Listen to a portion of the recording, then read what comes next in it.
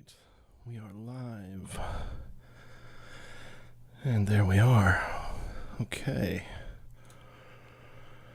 So many things happening at once. Let me try and cover this up. All right. So many things happened. Origins really set some things on the back burner, mixed some things up, made things not so easy. These things happen. Brought us to the realization that needed to change some of the pre-production to make this work better, and that does nothing but benefit both of us. So here we are. No real news. Not that there isn't news. It's just this one's behind the curve. So we're gonna move directly forward into our first Funderdog this week, which is Adaptable Encounters. So, you know what I didn't do? There we go. Funderdogs.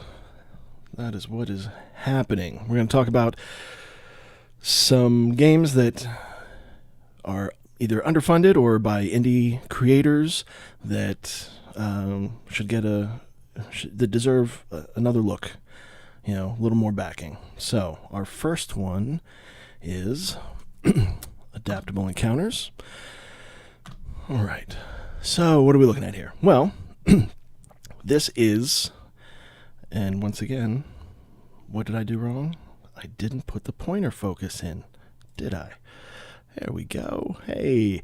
So Adaptable Encounters is Furian Tales for D&D 5th edition.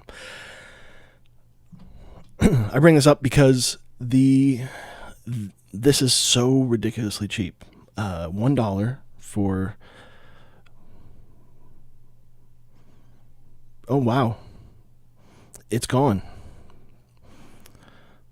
Well, this is a major flub. This did not last long enough for me to even get to it. Isn't that sad? But here's, I guess, the good news. 1,000 people backed it, and 1,000 people paid $8,000. That matters. I'm surprised that this doesn't have a... there it is. Okay, so we'll do a quick recap of what it was.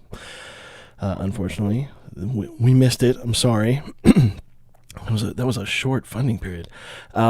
This looked like, to me, essentially a huge collection of content for 5th edition. Again, I don't play D&D, but this is only $1 for, based on the description, what looked like, again, I don't play, but it looked like it was like 20 or more hours worth of content. And then there's for $2 it was the whole experience, and then at $15 there was something. That's $19. You get like everything they've ever done for $20.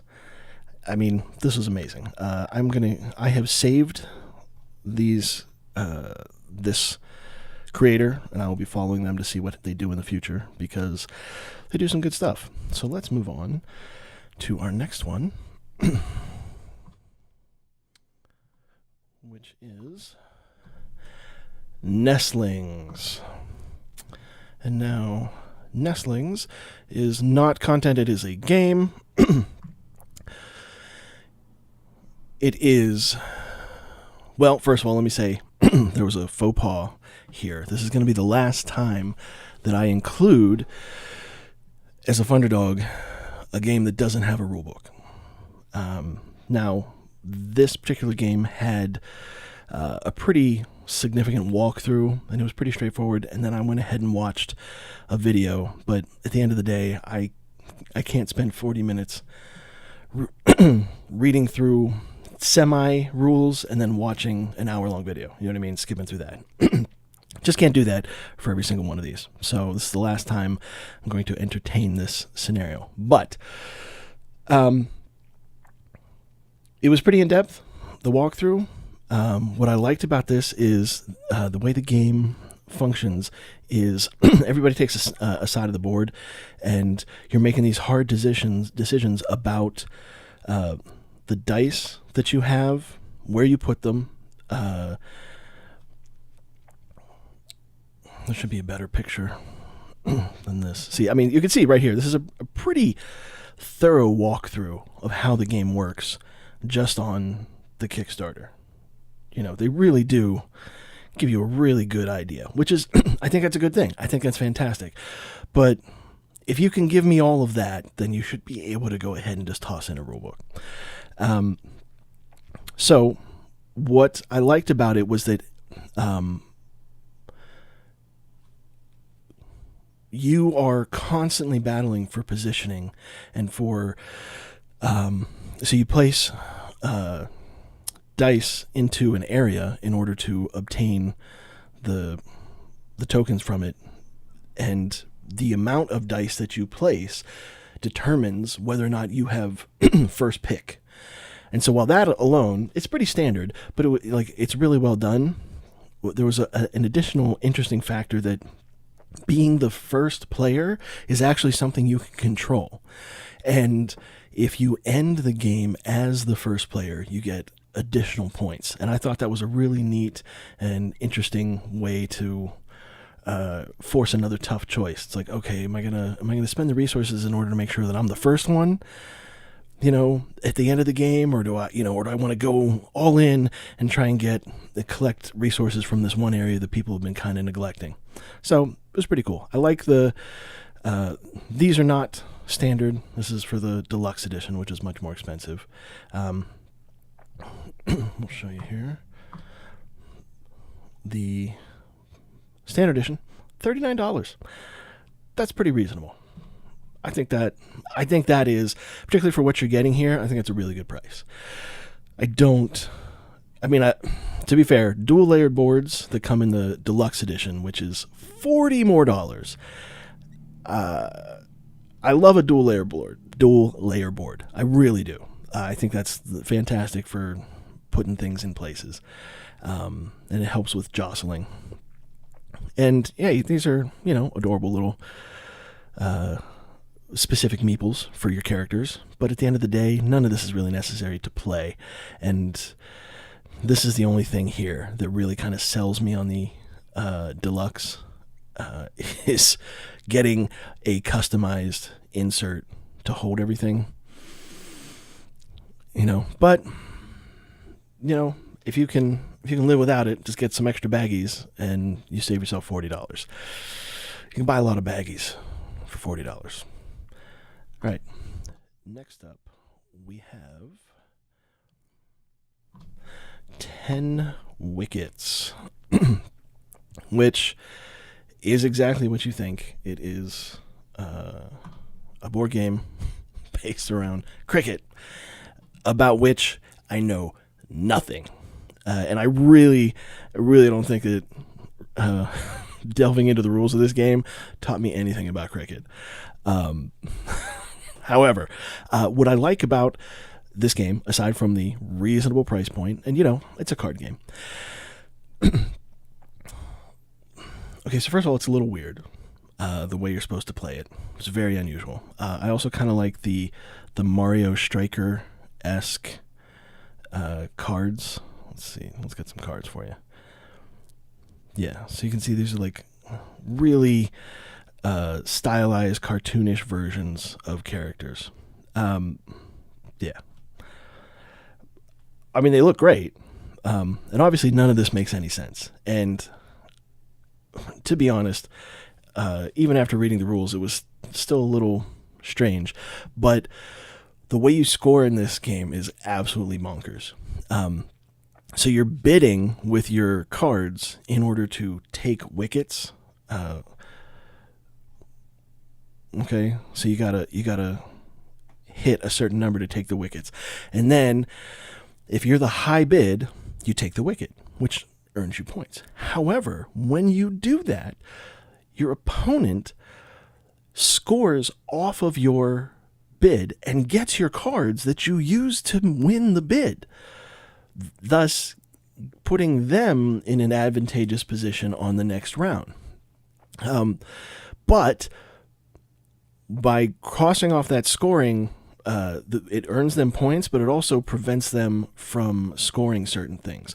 So it's this constant bluffing back and forth where your opponents are benefiting from your success. Like twice. They get points and they get cards.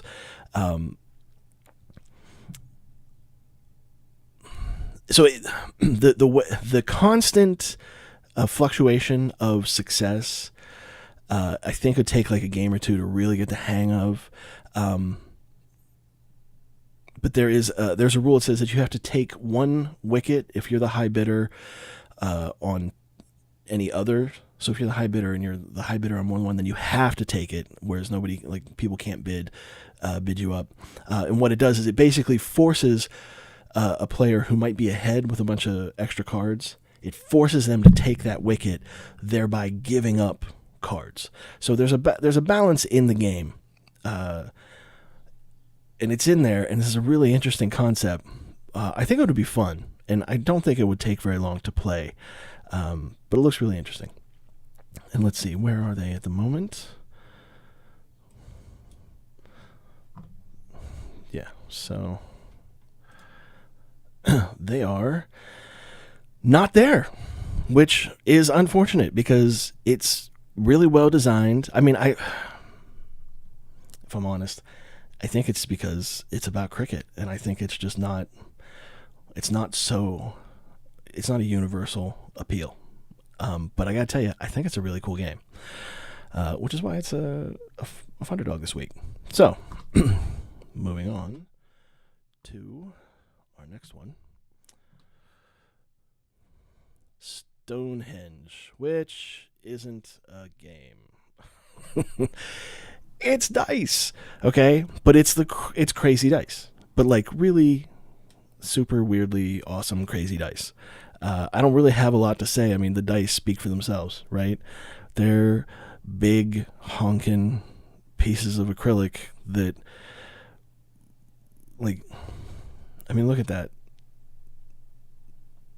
I love this. I love the way these things are set up. Do I think they're practical? Of course not. But are they cool? Undeniably. And let's take a look at what they're at currently. So they've made it. But obviously the whole point of this is they can make it a little bit more, right? All right. So that is actually, this is going to be a quick week, folks. That is the end of the Funderdogs. And so coming up next, we're going to do the Funderground Pick of the Week. All right. And so our first Pick of the Week is, well, I didn't put it up for you, did I? And you know why? Because something's wrong. There we go. It's an invitation to Etariya Island.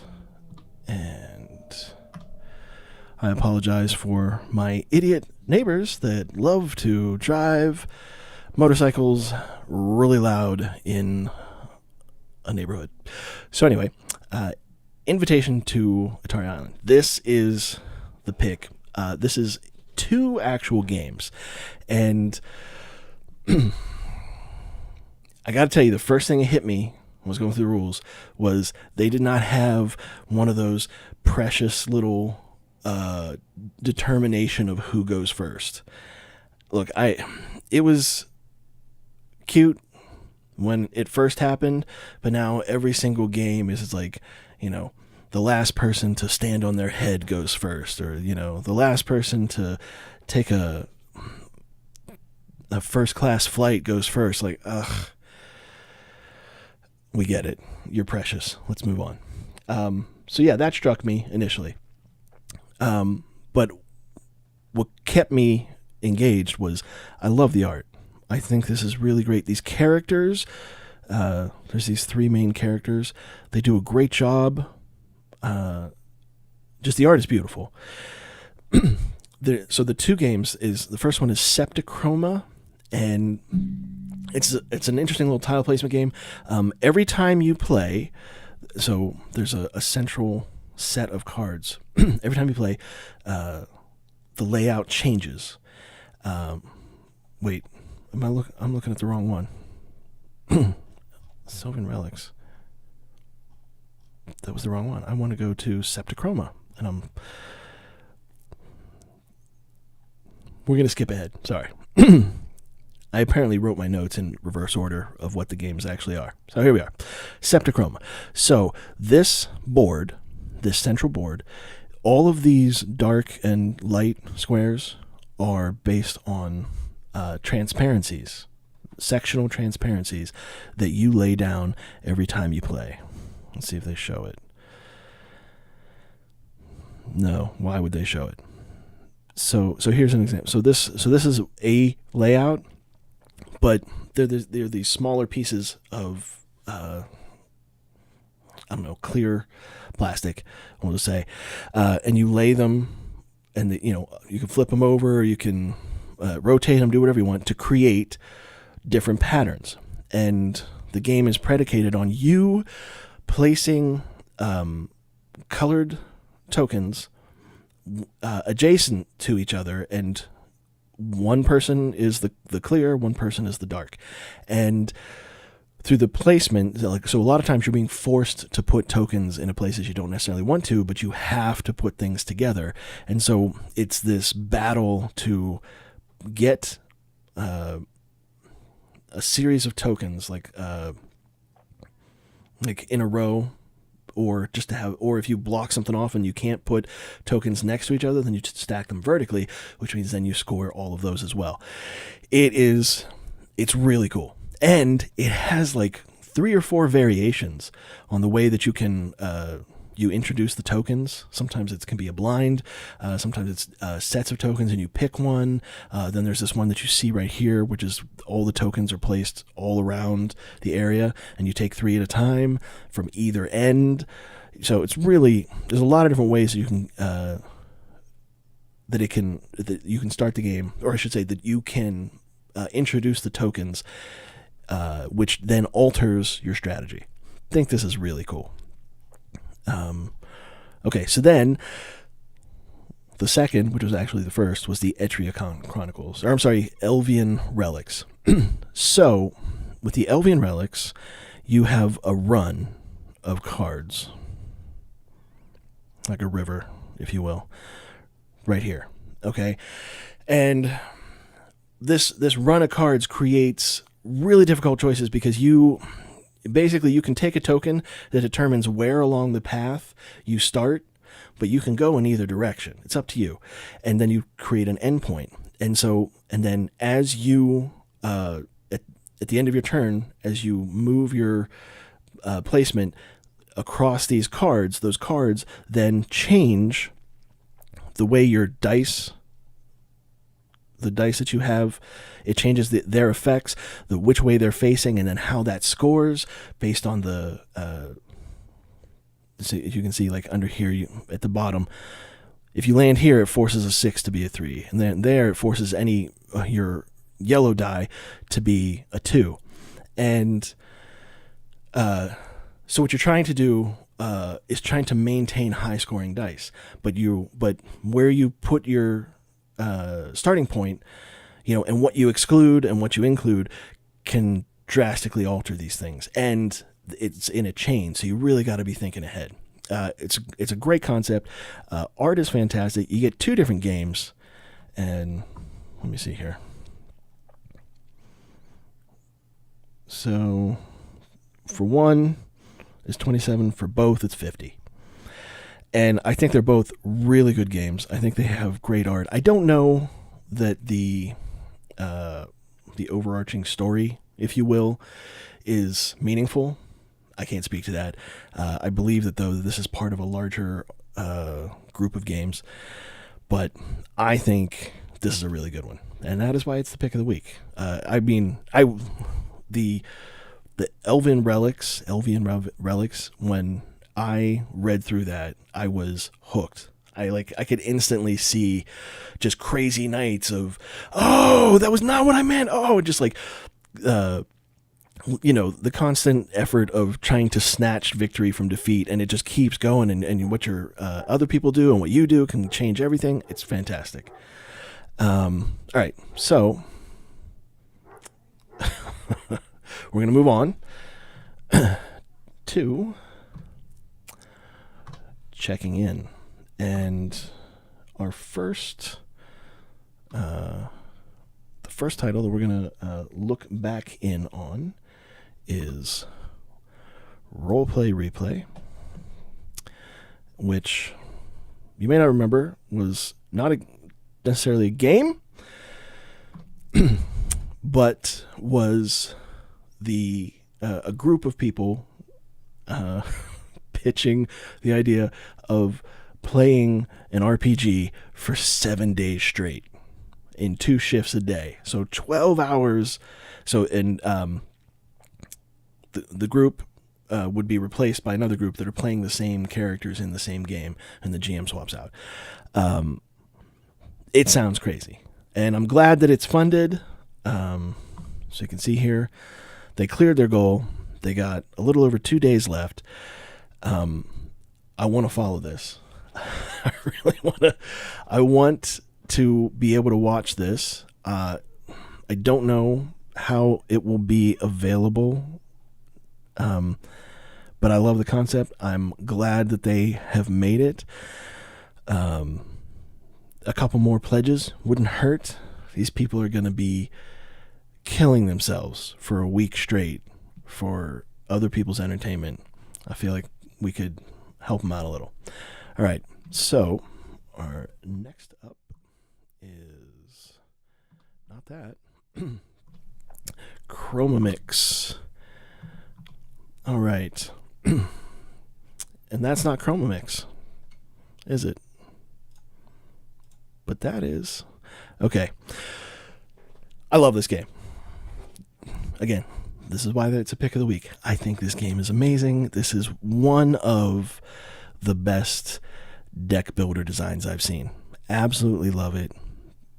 I'll admit some of it does have to do with my graphic design background, but I think this is fantastic. The way this, what you're trying to do is get rank 4 cards, which are like the most complex colors, and you're trying to get there by using some base, just, magenta, cyan, and yellow. Is that right? Yeah, magenta. And so you're combining them to make a slightly better color, and then you can pick up those cards to build a slightly better color, and then you can combine those slightly better colors, and it just keeps going. But every time you put down a new color, there's the opportunity for that card could either have ongoing effects or it can have an instant effect, and some of them can combine with each other to allow you to create more complex colors right out of the gate. Like, so some of these colors, let's see.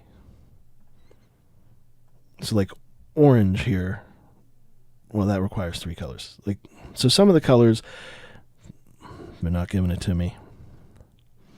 So as you can see down the side here, there's a list of the amount of the colors. So this one, okay, perfect example. Sapphire blue requires 2 blue and 2 red. Well, you don't have that.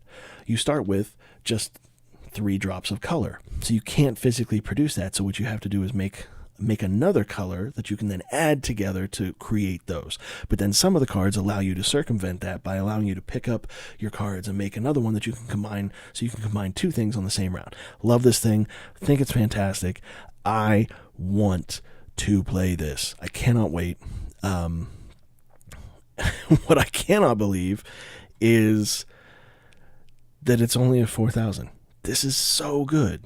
I just played the Star Wars deck building this week a couple times, and I thought it was fun and thematic, but was not nearly as excited to play that as the idea of playing this. And I'm a Star Wars nut. This has so much going on. Really get in there, people. Oh my God, never mind, you can't. See, this was a check-in on a weeks ago, and I'm just a dummy. They're done. Wow, they only wanted 200. Well, here's one thing that I do love about Gamefound is they make it real easy to late back and come into just the pledge manager. So keep an eye on this Chroma Mix. You see, if you if you couldn't tell, things have been crazy for this week. I didn't even realize that I've 2 games now that are already done that we're checking out. Yeah, love this game. Glad to be a part of it. All right, and up next we have Kraken Skulls.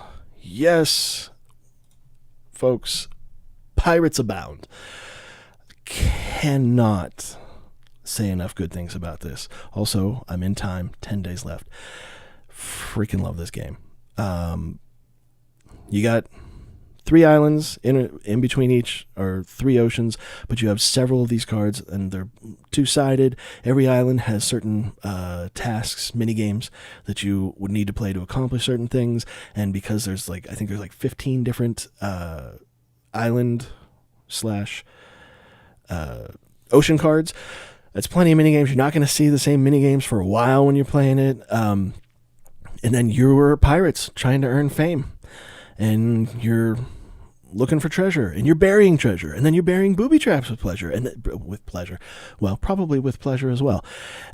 Booby traps on your treasure, and then there's a Kraken, and if you get the black spot, it's going to chase you all around the board, which, believe me, it's going to get you, because you have to move each turn, and it jumps between oceans, and you can only move once, though I think you can probably pay to move more, but it's going to track you down. You're never going to be able to escape the Kraken. You got to fight it. But you can upgrade your ship to get more dice to roll to beat it. And then if you're trapped in port and you have a high enough fame and the Royal Navy's there, well, now you're captured, and then you either got to bribe them or you got to play a minigame to try and defeat them. Or to escape. You can't defeat the Navy. Absolutely. This is, yes, a swashbuckling game of dice and danger. Absolutely love this. See? Even Jamie Stegmaier loves it. There you go. That's all you need to know, really, right? $30. $30.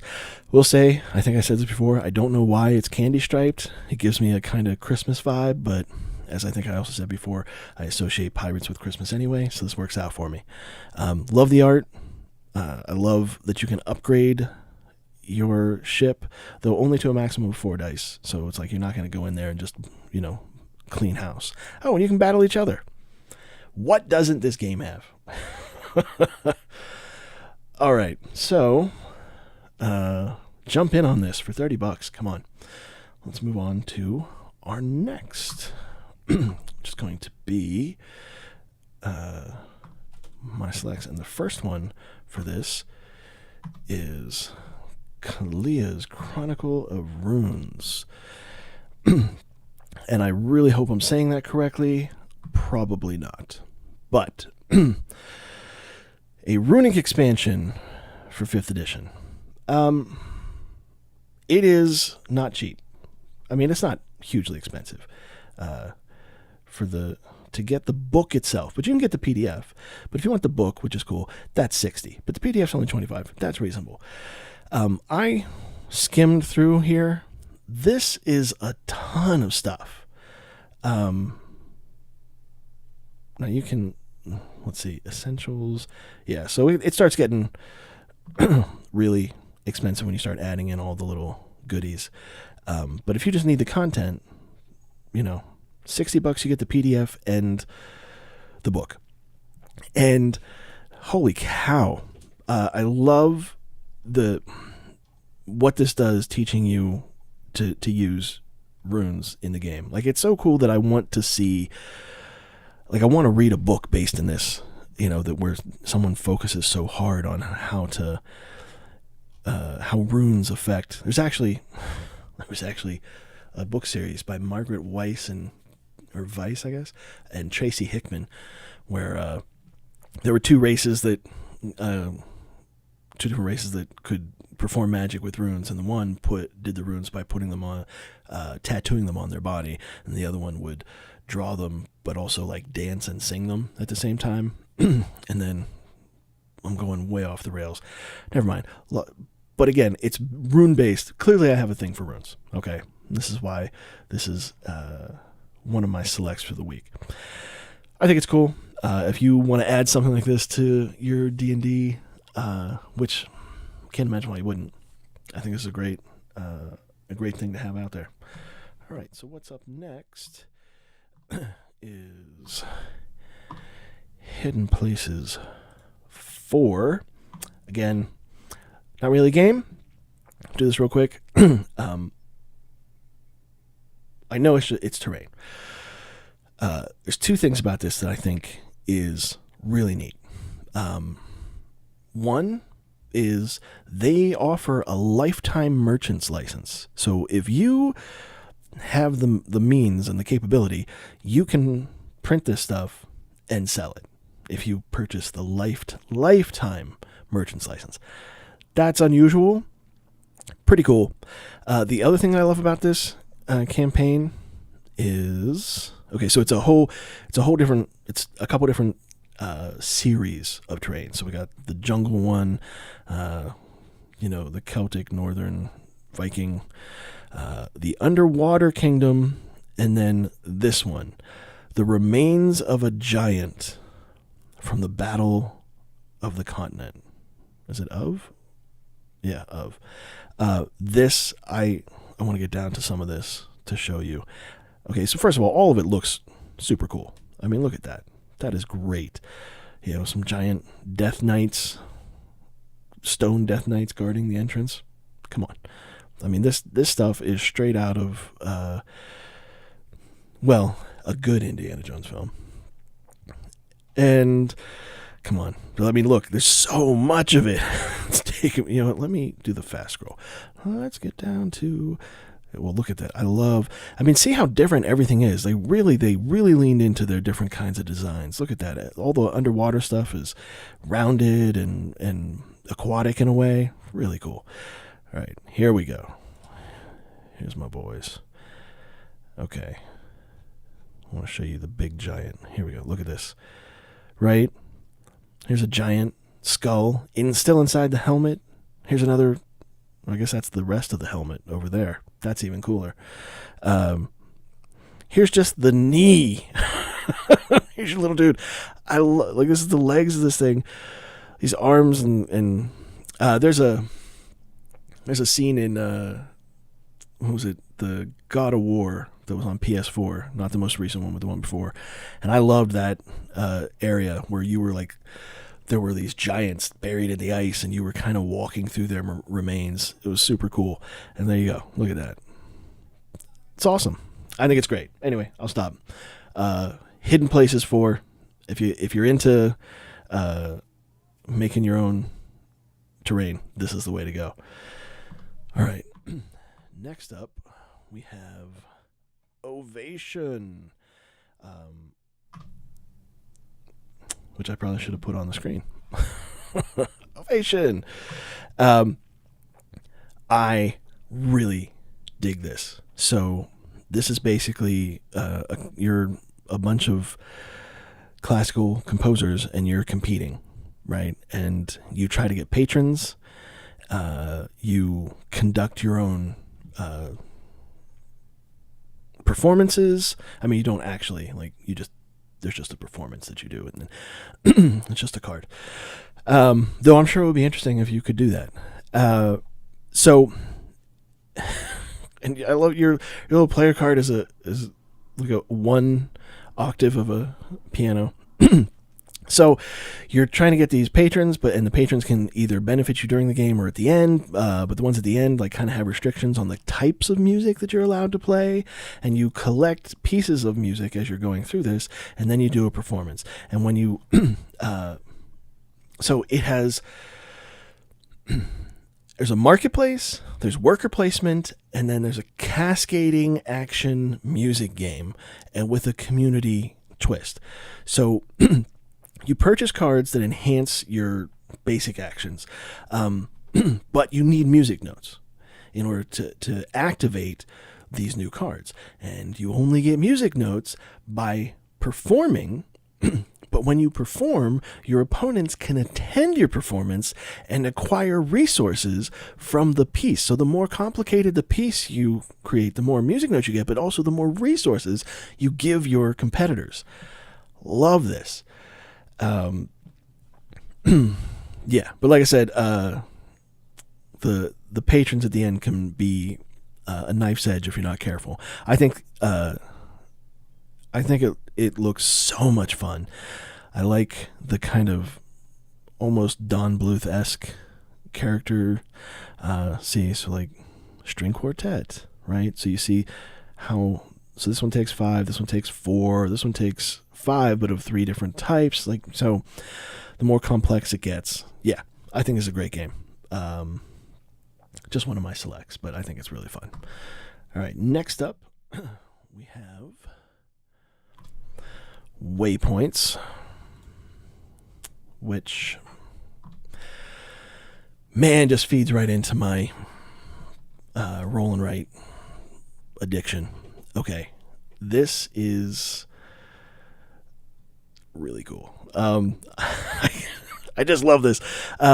If you, I love that you can, if you want, you can print it out in a way so that the back of it almost looks like a tour guide or something, or a park guide. And what you're doing, so look at this. You got 2 different maps. I think there's actually an option for more maps as it goes. Oh, I did it again. It's already over. Well, I hope you've backed it. I'm sorry, folks. This has been a really weird week. This game was great. This is a great roll and write. I'm sorry for my failures in excess this week. But if you... Oh, man. I really hope... it's not on Gamefound, so if you didn't back it in some way, you're not going to be able to. Well, I hope... I'm going to follow this person, and hopefully they create another one for us. That would be very nice. Moving on.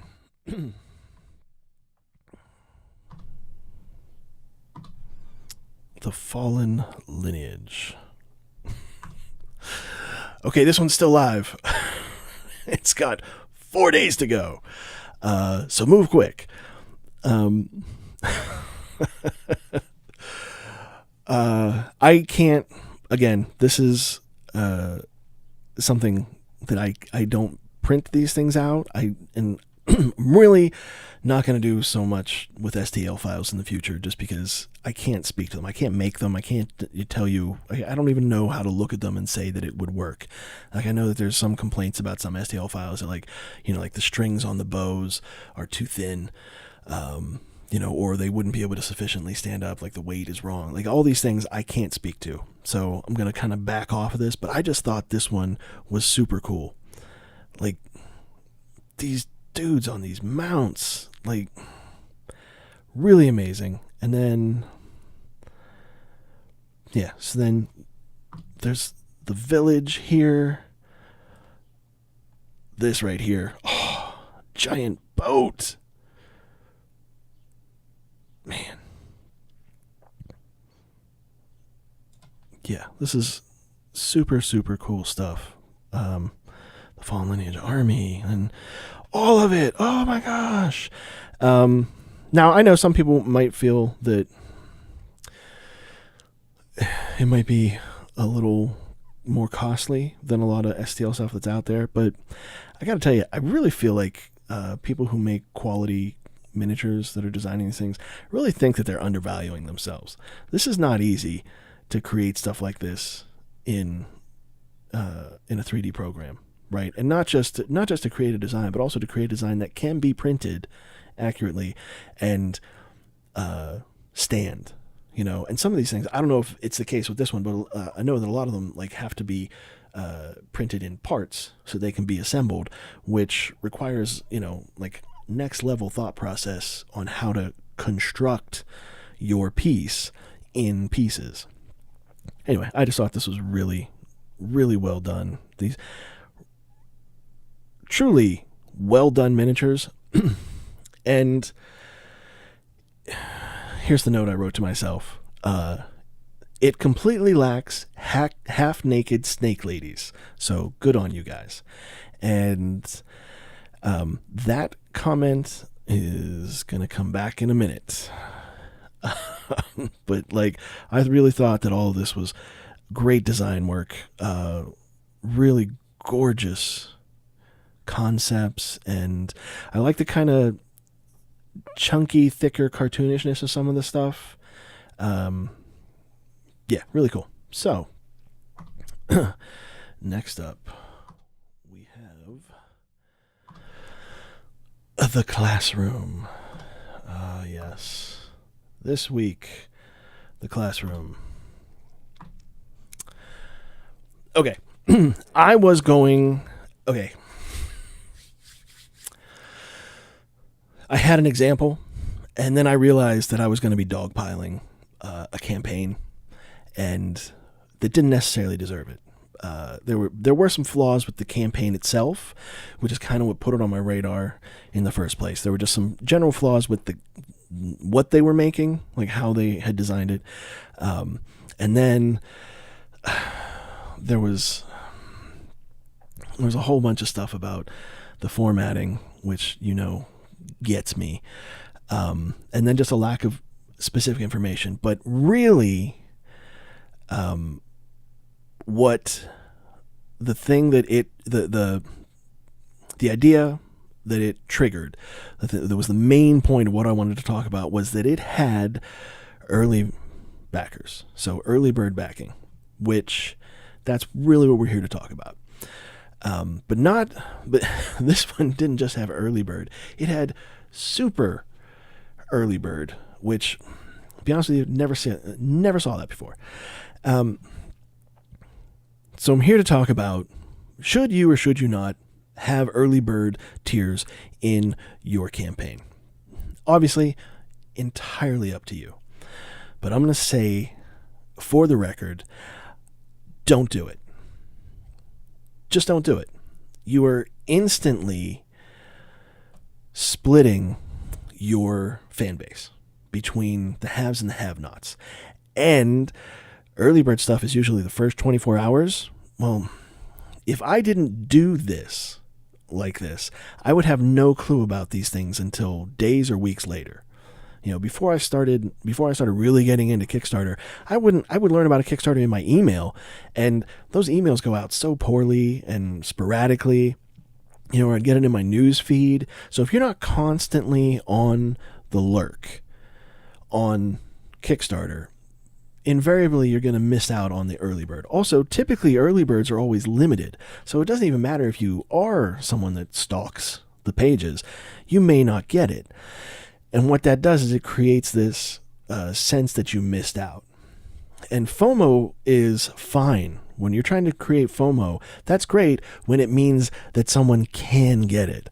But FOMO, when you already missed out, is horrible. So since only a tiny fraction of your customers can actually be early birds, it means the vast majority of them don't get that benefit, which means all of them are going to have some kind of lingering resentment. To what degree is up to the individual, and how much was available, just how great that early bird benefit was. But here's the other thing that I see. A lot of people make an early bird that is like $3 less than the main one. Why are you doing that? I mean, I get that some people, they think that if they have an early bird, it gets people to back the stuff early so that they can put up a funded in 53 minutes. F that. That badge on your page is in no way worth the ill will. Now, part of this is not your fault or anybody trying to create a campaign. Part of this is a failure on Kickstarter's part for not creating a system that takes those earlier tiers offline. If Kickstarter did that, then I would be all about the early bird, because if you can have an early bird and everybody who gets in on it gets it, and then once it's over, it's off the list and nobody gets to see it again, all of the ill will evaporates. I mean, sure, you're going to have some people in the comments and whatever talking about how, they got a benefit. But when it's not sitting there on the page letting you know that you didn't get it, that would be tremendously better. So, I mean, I guess we should, as a whole, petition Kickstarter to get it in gear. They're kind of resting on their laurels at this point, being the top dog and not really making any improvements. And I'm sure if you've seen, we'll jump back to. Wait. Is this the one? Yeah. We'll jump back in here. As you can see, over here, Gamefound is kicking Kickstarter's ass with this section over here, because on Gamefound, which you'll see in a minute, we'll take a look at it. They have that broken down into every section, so you can instantly jump to whatever you need. Because I got to tell you, there are few things that annoy me more than having to scroll through the equivalent of 87 pages to get to the rule book, right? Like, I'll be honest with you, guys, I don't care about who you are and your story. None of that matters to me until after I determine if I want to back your project. And then, yeah, I'll take a look at that stuff. Let me get to know these people that made this great thing that I want to back. Then it's great. But when you have all that junk before I can even find out if I want to back. So anyway, my point is, early birds are the devil. It's the worst idea. Super early birds with then early birds? What are you doing? I mean, that's just crazy. And again, problem could be solved easily by Kickstarter, and we wouldn't even have to have this conversation. But from my perspective, I would tell you that there is the modicum of benefit that you would earn by getting some people in on the early bird is dramatically outweighed by the negative feelings that everybody else is going to have. Also, we should probably do a study. How many people just pass on the thing entirely because they feel like they missed out on some great early bird thing?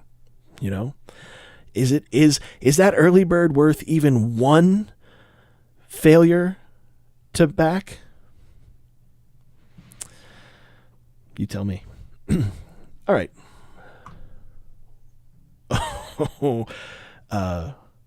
We're not moving on. We're kind of moving on. We're moving on to the classroom. Part 2. And I have something else to discuss, and it's not going to be long. It's going to be a real brief conversation. I have agonized. In no way is that an exaggeration. I have had discussions. I have agonized over whether or not to come down on a side on this, and I just decided to end the debate, and I'm just going to land on a side, and I am now going to wordlessly teach my class. So what I'm about to do is I'm going to show you a series of campaigns on Kickstarter. And they have a theme. Let's see if you can spot it. All right. And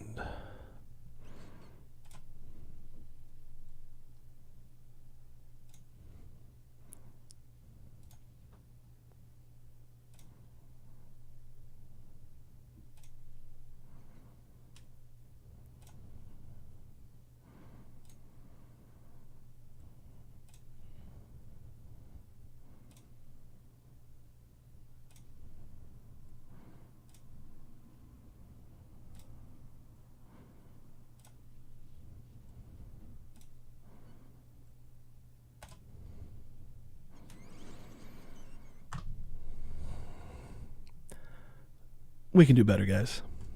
Seriously. Moving right along. We are going... Nope, you need to switch over. There we go. We're going to talk about Athena's Tears. And now I can finally close that stupid thing. Here we go. No, not Athena's Tears. That's not supposed to be there. There it was, the classroom part 2. Eldfall Chronicles. All right, this is our first super funded. Okay. Why does it say classroom? Because I just couldn't get my junk together, could I? Boom. Here we go. Sorry, I got a little into the classroom today. So here I don't have a ton to say here other than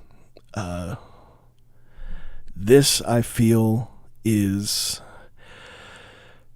this is an example of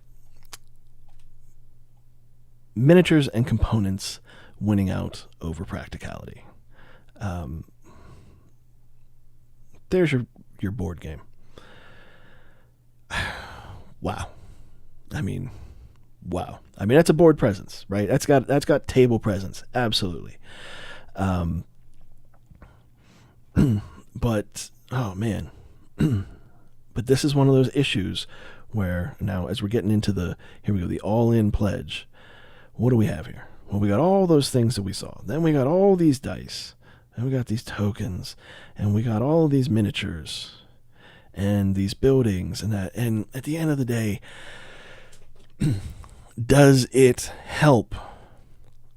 Does that all-in pledge of €492, so 538 US, do you think you are going to get $500 worth of playtime out of this? How often do you imagine you are ever going to put all of this on the table and be able to play through it?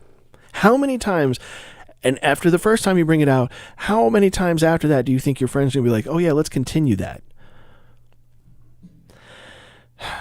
Now, I will say one thing I do like about this, and I think this is a good trend because it's happening in a lot of places. The core pledge, it's about $100, a little more, 120. But that core pledge gives you everything you need.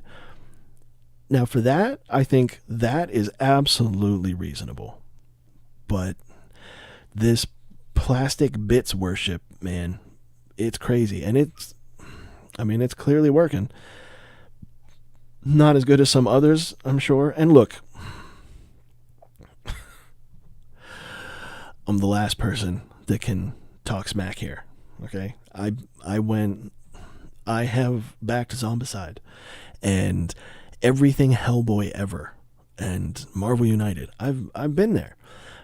But I would happily have paid significantly less for, well, not for Hellboy. I'm a super Hellboy fan, so that one, and also they broke that up over several years, so that was a little easier to digest. But like Marvel United and Zombicide and Gloomhaven, like all these things, if you could swap them out for an acrylic standee, I would be perfectly happy, because in Marvel United, I don't give a rat's ass about those little chibi miniatures. I think they're cool. They are, absolutely. But I gotta find a place to store them. I don't paint miniatures. There was no option for me, someone who really, I play that game for the villains, because that's what that game's really about. That game is about all the crazy differences in the villains. And anyway, that's another thing. I like what they're doing here with their core pledge. I think that's awesome. That is really good. Give it to us for 100. I think that this is a rabbit hole that we need to escape with all of this junk and this overly complex, tons of little things to take care of and monitor and blah blah blah. Boy, and wow. I guess just today's just one of those days for me. We're gonna move right along.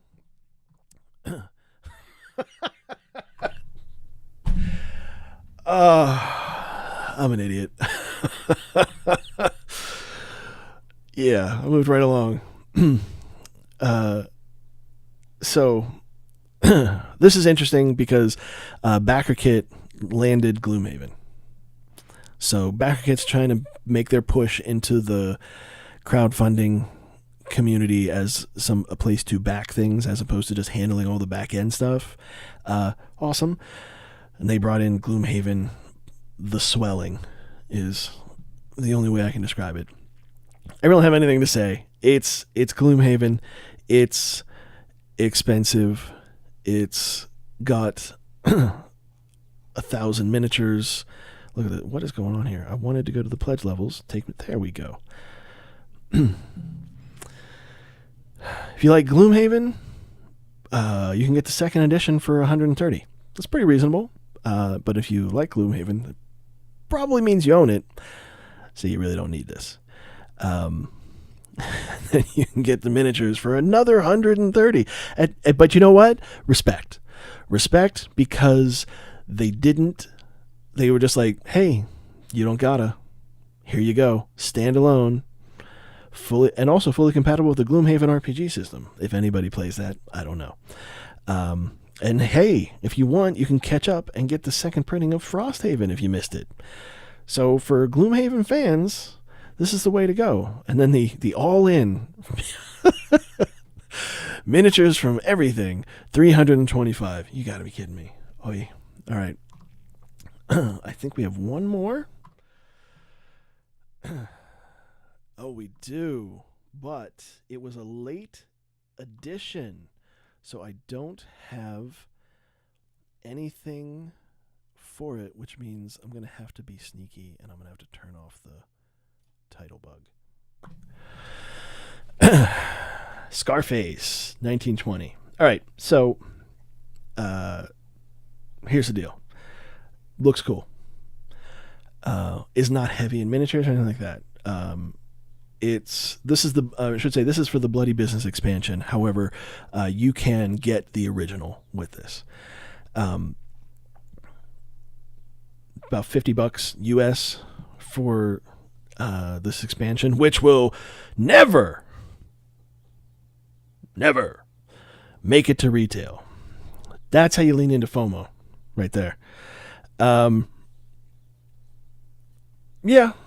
I'll be honest with you, I have no idea what this does.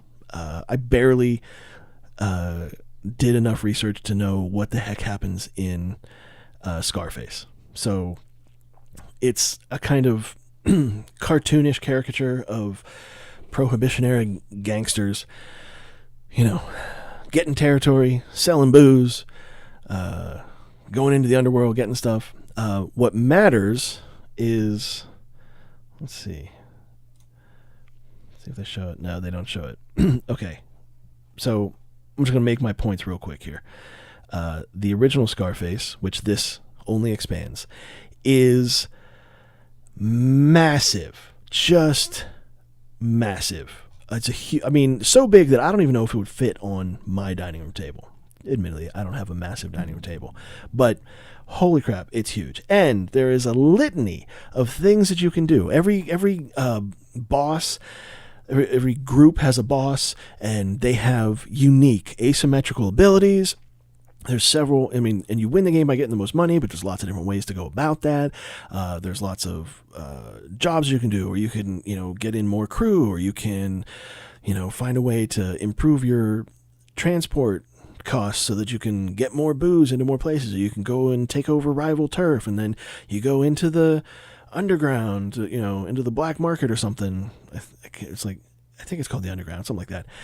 You send thugs in there, but then when you do that, it raises your the cops' awareness of you, which takes you up this meter, and then I will say that is the one thing I didn't care for, was that this meter, it has this meter, and everybody's on the meter, but if one person triggers the top, it triggers a raid from the cops, and then you draw a card, and then something really bad happens to whoever triggered it, but then bad stuff happens to everybody else.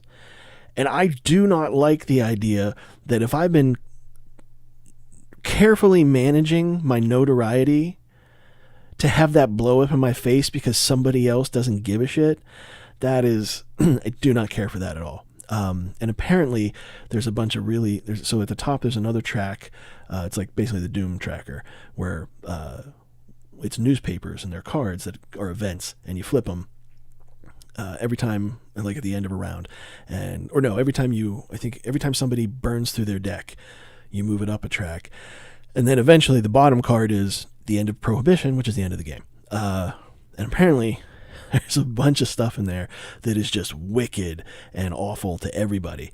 And I'm like, I don't think I need that in my game, right? Setback is certainly a part of it, but to just I don't know. Maybe if the concept was presented differently, like in Arkham Horror, or Eldritch Horror, I accept that things are going to be difficult and, we're going to barely scrape by because it's kind of the entire mythos. But they really don't present that here. I also think that the vastness of this game, just in physical presence and in the amount of options you have per person, per strategy, is so over the top that I cannot believe that people wouldn't suffer from some analysis paralysis. Like, I gotta believe that you would need to factor that in.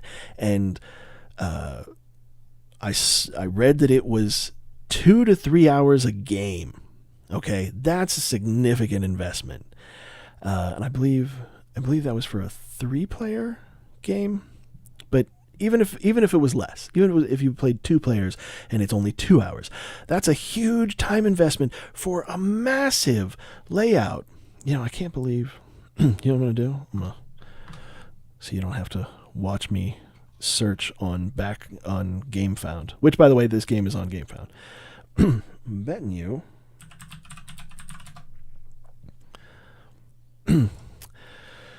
Right. Because I'm using 2 different computers, and that one isn't attached to that keyboard. No, doesn't show. They only have bloody business on Gamefound. Anyway, it's huge. It's so much going on, and there's so much logistics per player. I just gotta think that, it would be better to just have a video game of this. If this were a game on a tablet, I think I would love it, but I don't think I want to do this. But yeah, it's $45 for this. But then if you get the reprint, that's 115. What's that, like 130 or something? And then you get both for 150. I mean, it's still. Once again, this is the trend. Like, get the big game down to the $100 mark, and it's kind of reasonable. But at the end of the day, how often are you going to get out this massive board game that takes 2 to 3 hours to play? How often is that ever going to happen? All right. We're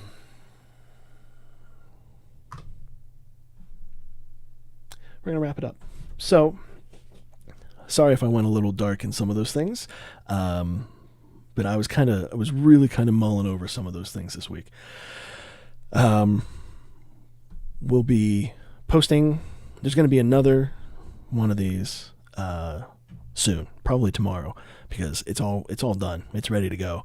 But I want to, give you guys some time between, and then I will take this and I'm going to chop it up to just the Funderdogs, the pick of the week, and put that up, and I'll post that on the socials and whatnot. You know the drill. But thanks for being here. Yeah, it's always nice to have some people watching, even though I don't think anybody is. But somebody might, and that's what matters. All right, I'll see you guys later.